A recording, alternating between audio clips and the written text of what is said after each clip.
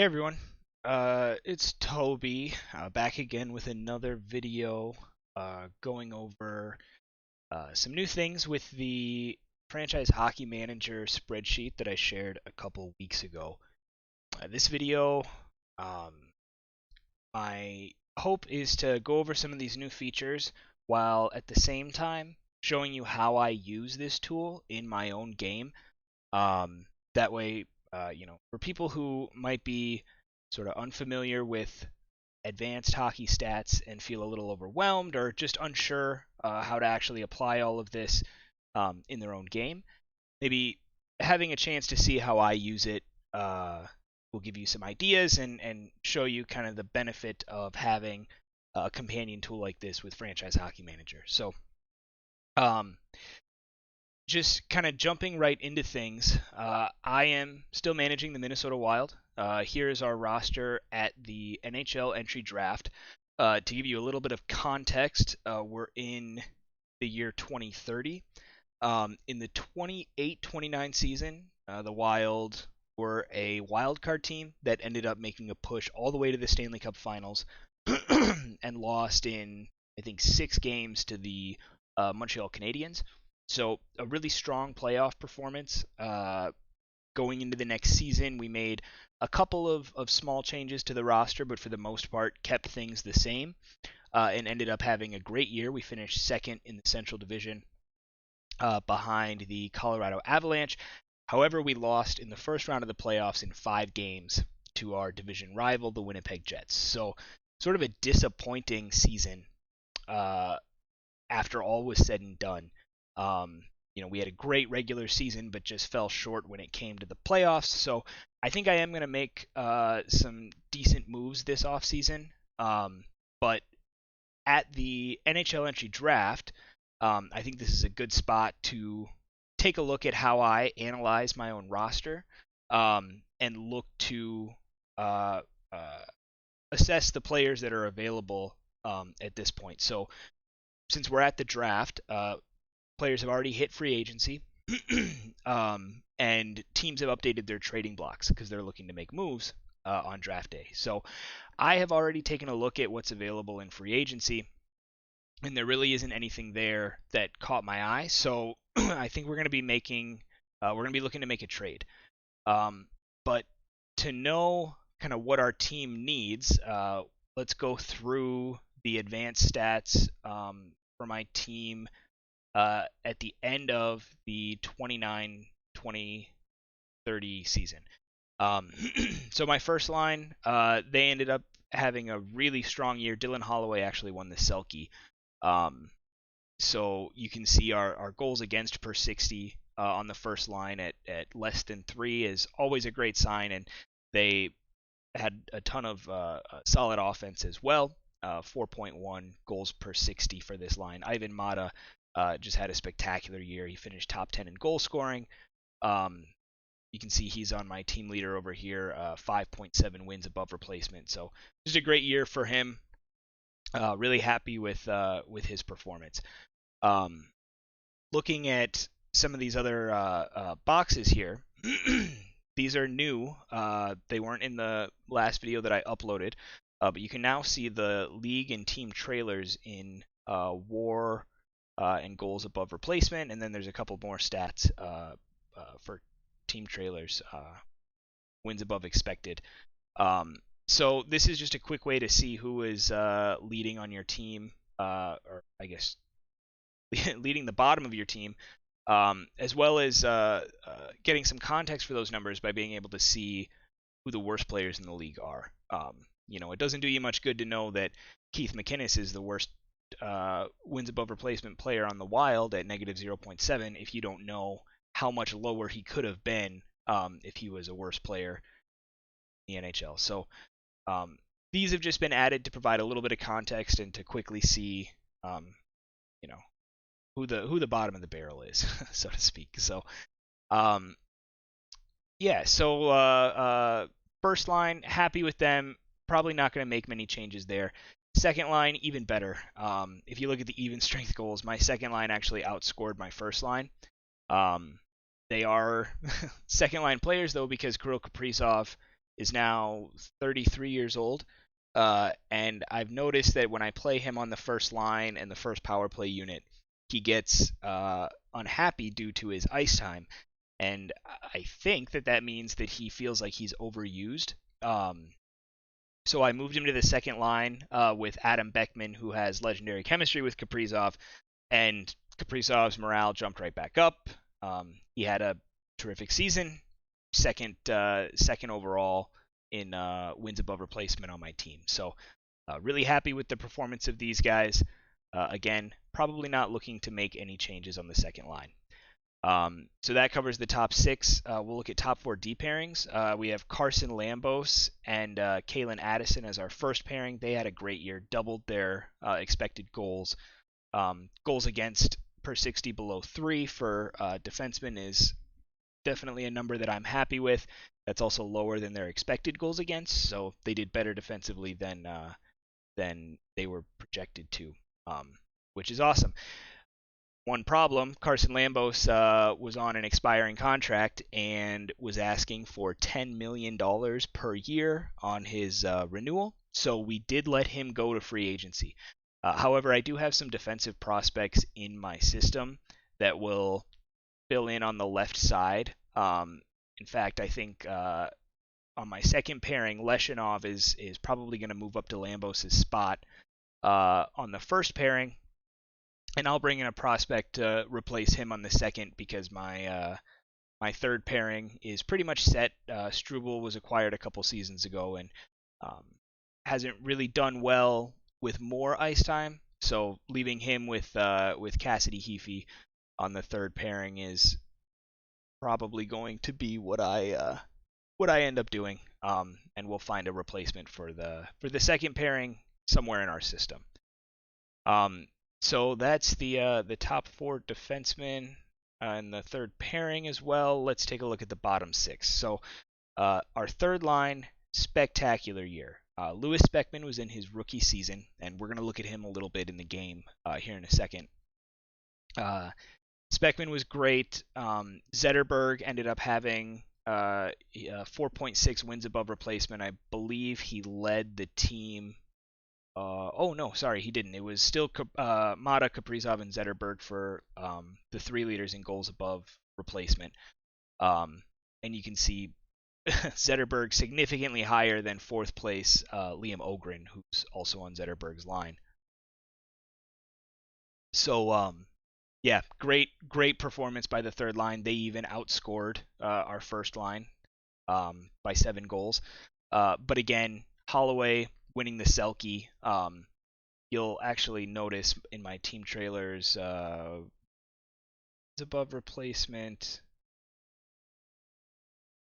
goals above replacement. Yeah, Holloway was the worst GAR player on my team. However, and wins above expected, he was well below 2. But the fact that he won the Selke confirms, I think, that you have to consider the defensive contributions when looking at GAR and wins above expected. Holloway contributed great defensively, and even though the first line might not have scored as much as I would have liked them to, still happy with how they played. But the third line was spectacular. The issue is that Liam Ogren also was on an expiring contract, and he had a terrific season and started asking for $7.5 million per year for his extension. And that's just too much for me to pay for a third line right wing. And rather than move him up, because I have Will Shields as my right wing on the second line here, been very happy with his performance. Not looking to take him off of that second line. I think that he's a power forward build, and that plays really well with Kaprizov and Beckman. So not looking to play Ogren on the second line. And then on my first line, it's Porter Martoni, who is also a terrific player. I think he's 4-star ability, 5-star potential, I think. Just another strong top 6 forward. Not really going to sign Ogren and replace either of those two. So we did let Ogren go to free agency. And on our fourth line, we have Mikey Milne, uh, Rausa, not sure how to say his first name, and Noel Gunler. Milne and Gunler are two players who I acquired quite a while ago and looked like they were going to be strong prospects, but they never really developed. I think they're both at 2.5-star ability, and their potential capped out there as well. So neither of them, in my opinion, are viable replacements for Liam Ogren. Even though they did have a great year down here, you can see the wins above replacement on my fourth line at 7.7, which is above what their expected WAR was. Very happy with this. Their goals against per 60 was really good for fourth liners. Goals per 60, they were a little bit below expected, but not enough for me to panic about their performance. However, Milne and Gunler are both under contract, and like I said, they were supposed to be potentially promising prospects who never really developed. So they're a little overpaid for fourth liners right now, and that likely means that I will hopefully try to leverage them in a trade for a replacement for Liam Ogren. So let's go ahead and pull up Liam Ogren here. And we'll also pull up his line mates, Zetterberg and Speckman, because I want to take a look in the game at these three. But if you look at their advanced stats here, so Ogren had he was right around where he was expected to be as far as goals. His expected goals against also right in line. So his WAR and expected WAR, not too much of a difference there. His WAX is negative 0.1.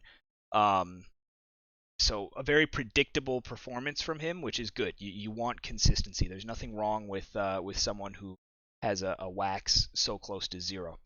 Alexander Zetterberg, the center on that line, outstanding season, 31 goals. It was only expected to get 20. 4.6 wins above replacement. He's just a machine playing at center, finding the back of the net quite a bit. Very happy with him. And then Lewis Speckman, like I said, was in his rookie season, and we're going to pull up his build right now because if you look, he had only 2.9 goals above replacement, which is quite a bit lower than what his line mates had. 15 even strength goals, again, trailing behind Zetterberg and Ogren, and a WAR of just 2.0, which was one less than his expected. You might look at this and think that Speckman might be an issue on this line, and he might be going forward, but being that it was his first season in the NHL, I'd like to give him a little bit more time. And if we take a look at his build, I really like this as an example because, first of all, he's 6'3", 227 pounds. He's a big guy, and if you look at his offensive ratings, it looks like he should be a pretty elite goal scorer. He's got great accuracy. His passing is terrific as well. Just looks like he should be putting the puck in the net. And with that size, you would look at his roll ratings and expect his power forward rating to be higher. It's not. Even his playmaking stats really aren't that great. But as a two-way forward, he's a 16 out of 20. And if you look at his defensive numbers, he has terrific hitting, which I like to see in a guy with that kind of size, and his stick checking and defensive read are outstanding.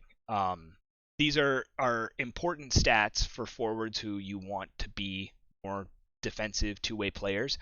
But the reason why he's a bad screener and goal scorer are because if you look at his skating, the guy is like I don't know.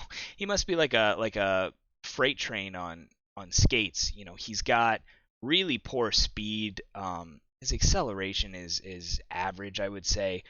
All of this looks like, to me, he's great at distributing the puck to his teammates and setting up goals. But he's not someone that you want to be carrying the puck in and trying to create chances in the offensive zone. Oh, shoot. I apologize. I did not realize that half of the screen was cut off. Okay. Now you can actually see what I'm talking about.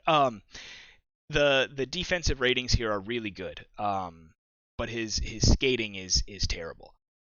So he's a guy that can move the puck around the offensive zone and get it to his line mates. And if he is in position and gets a pass, he can likely score off of that opportunity. But he's not going to be able to carry the puck around the zone and create those opportunities. He's going to have to rely on his teammates to create those opportunities, and he's just going to get in position.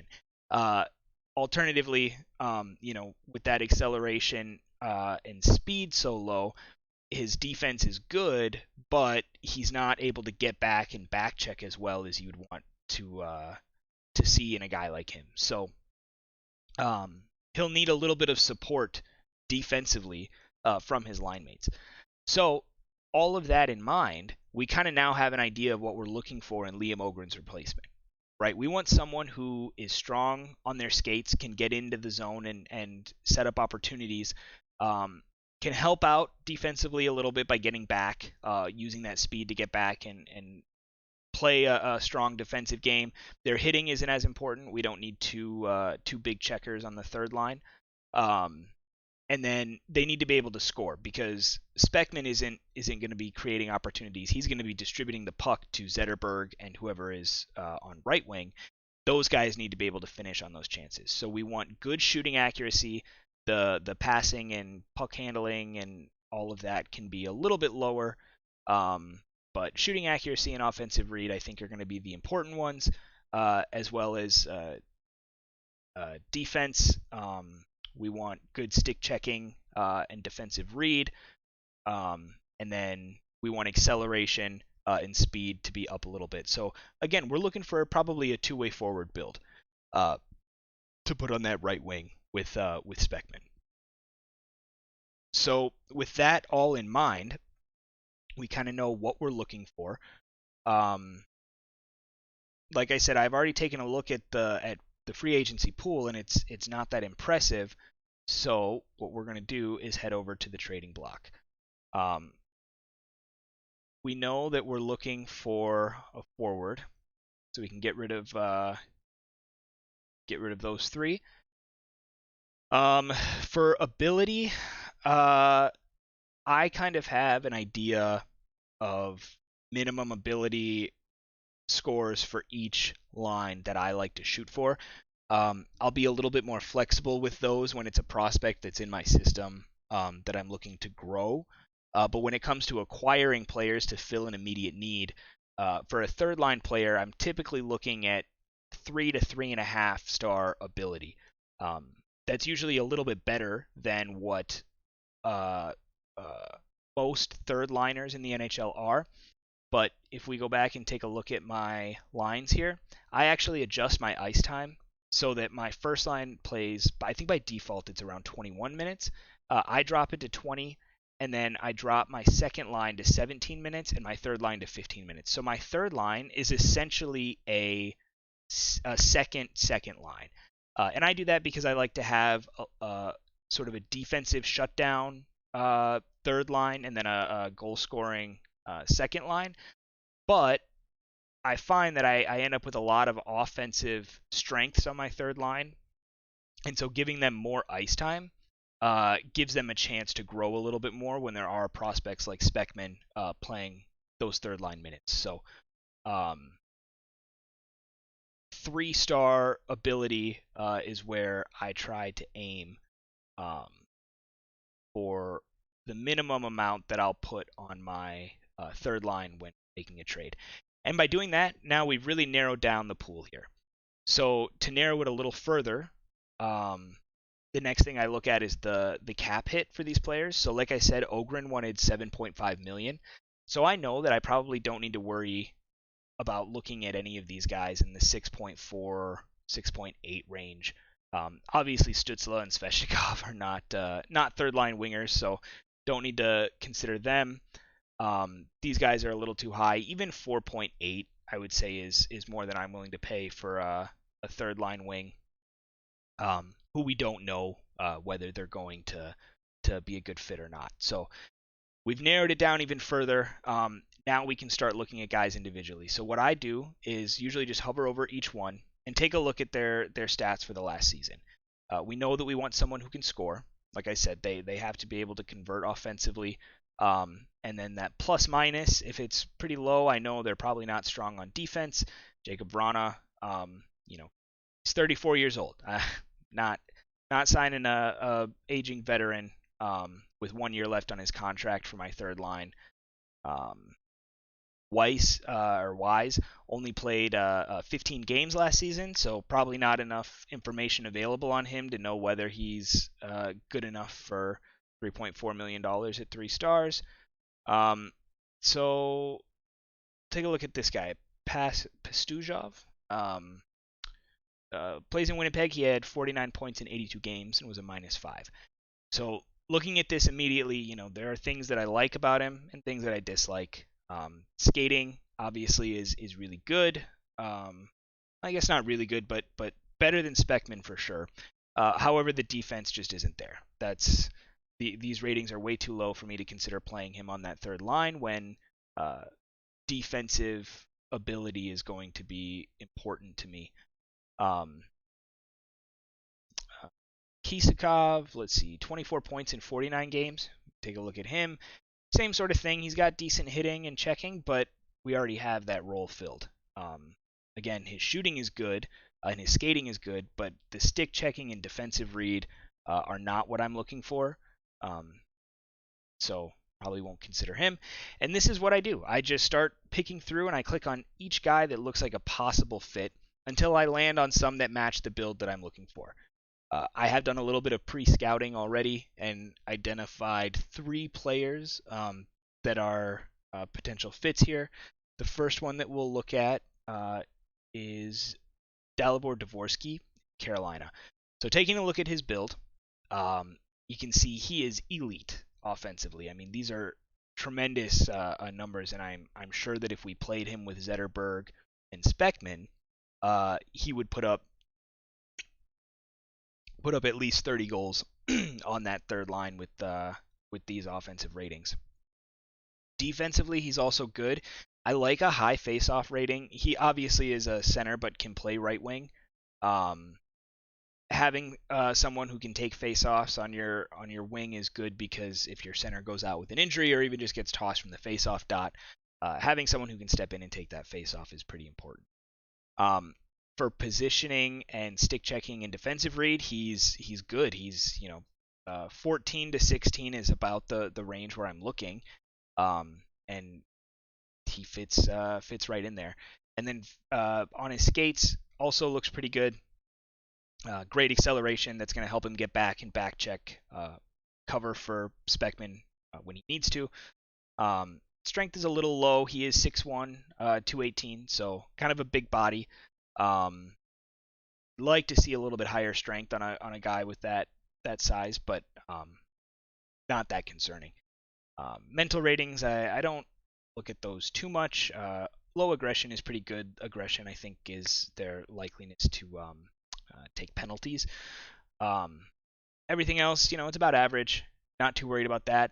When I find a guy that fits the build, the next thing I'll check is their scouting tab to make sure that there's nothing about them, their personality, that will be a problem. Doesn't say that he's a controversial player or gets into trouble off the ice, so that's good. It does say keep expectations low when he's under pressure. That's kind of a knock to whether I'll acquire him. Again, we're looking for people who can help us in the playoffs. Someone who's not good under pressure might not be the right fit, but he is a potential option. So once I've identified that, then what I'll do is come over to the spreadsheet, and this is another one of the new features of this version of the spreadsheet. I've now added in, you can use the drop downs here to select different teams, and so you can do side-by-side comparisons for your players in the ones that you're looking at acquiring. So we've got Liam Ogren up top and Dvorsky here. This top one is controlled by the overall team that you select at the top, and then these two can be set individually. So looking at Dvorsky, great wins above replacement, 4.3. That's more than what Ogren put up He had 3 more even strength goals than Ogren did. Defensively, right around where Ogren was, 2.9 goals against per 60 versus 3. Oh, one quick thing. I changed this for this video so that I wasn't clicking back and forth between this tab and the on ice tab, which is normally where you'll find expected goals against per 60 and actual. This can be changed if you have any of these tabs here and you want different information in each dropdown. You can actually change that yourself. If you go over to this utility page here, and this section up top, you'll see there's 2 entries for box score, 2 for GAR, XGAR, and 2 for on ice. This is row 1 and row 2. So box score, or we'll look at, we're on the GAR tab anyway. So you've got these stats up top, and then these stats down across the bottom, and they correspond with the tabs here. If you want to change any of these, you can. Say we want, instead of expected goals against per 60, we want standing points above expected. You can just enter in the stat name here, and it'll change it and pull the correct stat. Just a little customization option if you don't like the way these are already lined up. To get the right acronym or the label for the stat, just check the active roster stats, find the stat that you want to put in there, and then enter it on the utility page in this section, and it'll change it on this page for you. So I haven't decided if I'm going to make this permanent yet, expected goals against and goals against on the GAR XGAR page, but I do like having them right next to each other rather than having to flip back and forth. So anyway, Dvorsky had 4.3 WAR. That's 1.6 wins above expected, and that's an important stat to keep in mind. Wins above expected, because wins are a calculation of a player's goals scored and goals prevented. So if a player has 5 goals above a replacement level player, and he has 5 goals prevented below a replacement level player. So, 5 goals against above replacement. That should be a negative number. It's a good thing if that number is negative. It means that the goals against were lower for your player than they were for the replacement level. So you would take 5 goals scored above replacement minus 5 goals against above replacement, which is -5. So 5 minus -5 is a +10. And that number is, I guess you could call it goals, total goals. And then that's divided by the coefficient, or multiplied by the coefficient for goals to wins determined for your league, to give you the number of wins above replacement that player is worth. So someone who exceeds their expected WAR by a significant amount means that they either prevented a lot of goals that they were expected to actually give up, or they scored a lot more than they were expected to score, or a combination of those two. So a positive wax is good, and you can see that in Dvorsky's case, it's because he scored 10 goals above expected, and his goals against numbers were pretty much in line with projections. A negative wax, a significantly negative wax, Speckman might be an example of that. He's right around where he expected to be in goals. Maybe he's 2 goals lower, but he gave up 0.3 goals per 60 minutes on ice, more than he was expected to. So a negative wax can highlight players who are really struggling on defense, or really struggling on offense, and it's a good one to look at when you can't really figure out what's going wrong with someone. Take a look at their wax, and if it's very negative, you'll see that they're likely a defensive liability, and that's contributing to their lack of wins and their expectations. So all of that being said, I think Dvorsky has a lot of solids about his game. One of the things that does bother me a little bit is his contract. So 2.5 million is great, especially if he's a 30 goal scorer, but he only has 2 years left on this contract, and if he ends up having a lights out season like Ogren does next year, then we're right back in the same boat that we're in now, which is we're not going to pay 7.5 million to someone to keep him on our third line, and we're just going to have to go through this all over again next year. So or vice versa, he has a terrible season, isn't what we're looking for, and we have to move him. Well, then we're giving up assets to acquire him now, and possibly not getting back a fair amount next season if we have to trade him, and then we're still in the same position that we're in. So there is a little bit of a downside to a guy like Dvorsky, but overall, definitely an option. Next one on our list is Dominic Peter in Vegas. So again, taking a look at his build, same sort of setup as Dvorsky. He's got really good offense. His screening and getting open are a little bit lower, which is surprising considering his size. But for the most part, I like what I see here. The 20 out of 20 offensive read is really good. You can see he scored 22 goals. He had 67 points in 82 games over the season. Really solid offensive stats. Looking at his defense, same thing as Dvorsky. He can step in and take faceoffs. You always like to see that. He's got good positioning, good stick checking and defensive read, and then on his skates, it looks like he's pretty fast. Great acceleration, can get back and help out on defense. His professionalism and temperament are a little low, but again, I don't give too much consideration to the mental ratings. Maybe I should. I haven't so far, but overall, good two-way forward build. Take a look at his scouting. Again, no. In fact, he tends to stay out of trouble off the ice. That's a good one to have. He's not gonna bring down your team harmony too much. So no major red flags yet. Let's go ahead and take a look at his advanced stats. Vegas. I think he's a right wing. Dominic Peters. So 3.4 wins above replacement. Very similar to Ogren. His expected was only 2.5, so decent jump. And like I said, look at that wax. It's around 1.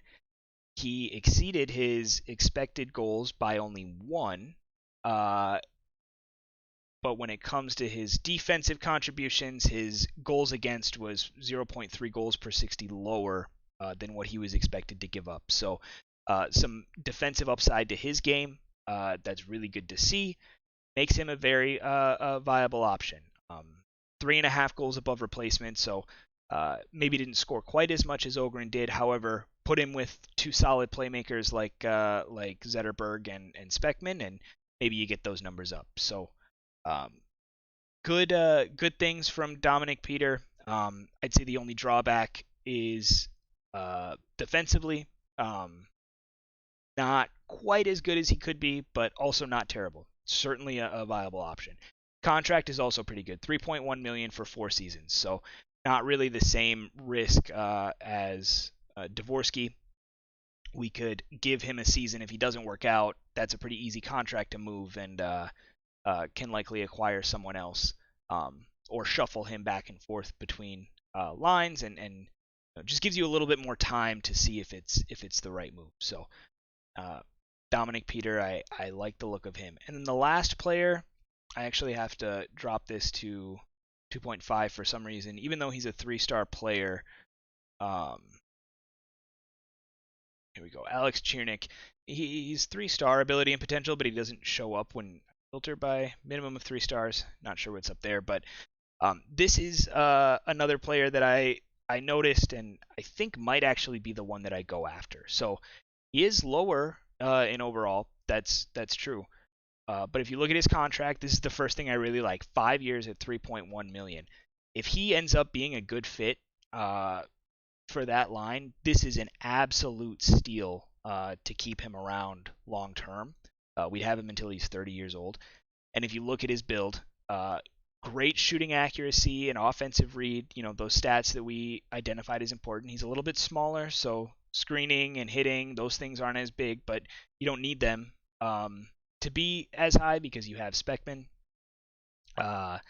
His stick checking is very good, and his defensive read is pretty good as well, as is his positioning.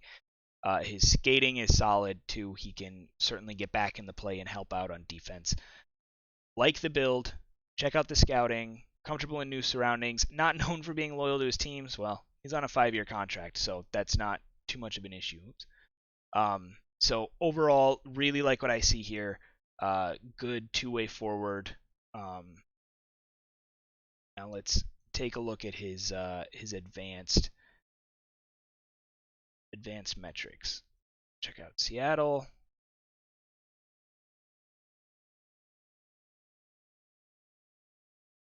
Here we go, Ciernik.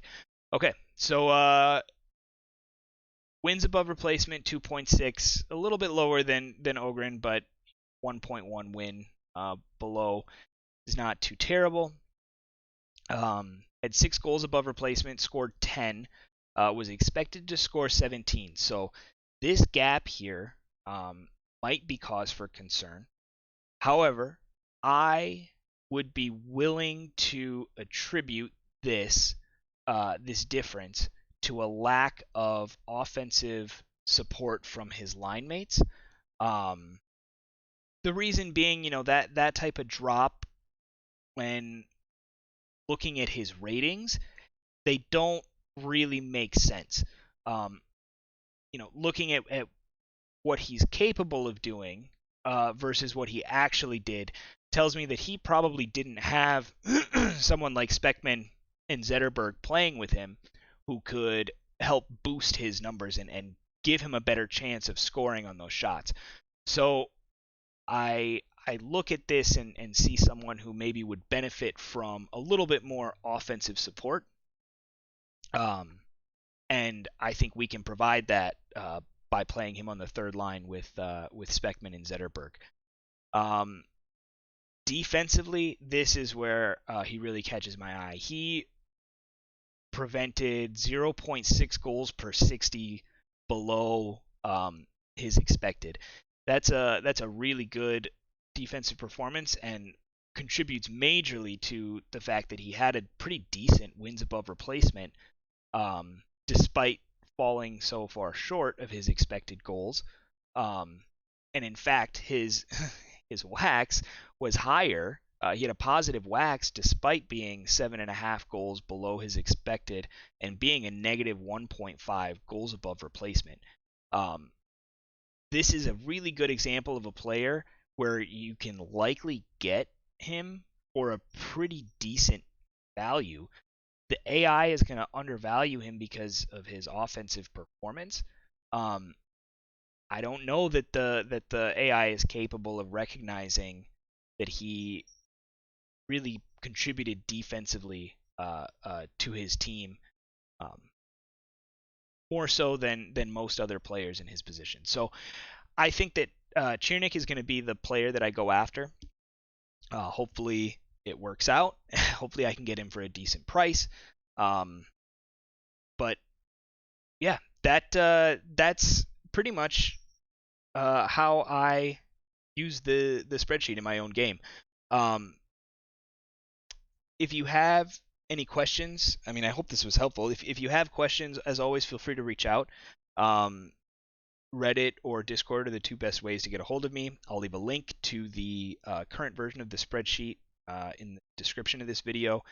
I'd like to do another one of these when my team is in a different situation. This is sort of, we've got one guy that needs to be replaced because we lost him to free agency. But there are situations where, you need to figure out why your team isn't winning. There's a lot of situations where this tool and these things become useful.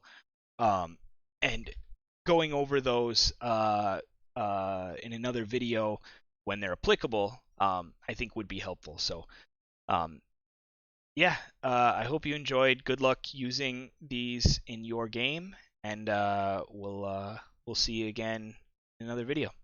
Thanks, guys.